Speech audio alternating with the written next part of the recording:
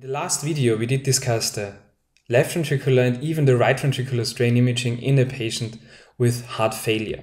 We will continue now with left atrial strain. Let's review that there are several functions you need to understand in left atrial strain: the reservoir, the conduit, and the pump function. And I want to point out again the measurements, the pulse and the pux. Pay special attention on the pulse, the peak atrial longitudinal strain with a normal value around 39%. If we go on to our patient, we do see on the left side that left atrial strain is severely reduced. If you take a look at the curve and compare it to the right side, it looks entirely different. The pulse value is only 9%. You also can appreciate that left atrium volume is increased. On the right side, we have a normal example, and in this normal example, you also see the normal left and right ventricular function, but also the normal left atrial function. The pulse with approximately 40% is absolutely normal, and also the shape of the curve is more looking like what we have seen in the previous slide. So to summarize, this is a case of dilated cardiomyopathy. The patient had myocarditis, and this is heart failure with reduced ejection fraction, so HFrEF post-myocarditis.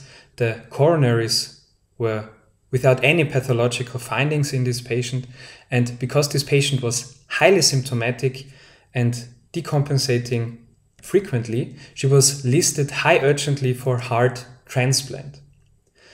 Well, what can we do after heart transplant with strain imaging? Here's an example of this patient post-transplant. We do see on the left-hand side a B-mode image, and we can appreciate that left ventricular function is definitely normal. I would grade ejection fraction in the range of 55 to maybe 60%. And if we take a look at strain imaging, we do see that strain imaging compared to before heart transplant is definitely better. It's increased. The global strain is minus 15.6. So the first impression we get from the transplanted heart is that the heart is doing quite okay. If we do look at the strain M mode, we do see darker red colors during peak contraction, which also points towards a normalized function. In the apical long axis view, we do see that the global strain is minus 21.8%. We see the nice curves which show us optimal contraction of basically all the segments, and in the strain M mode imaging, we do see that there are many dark red colors, so normal strain. On the right hand side, there is the 3-chamber view of this patient. We can also appreciate that there are no visual accessible wall motion abnormalities, which was proven by strain imaging. In the 2-chamber view, we have a global strain of minus 19.8, which also is a normal strain.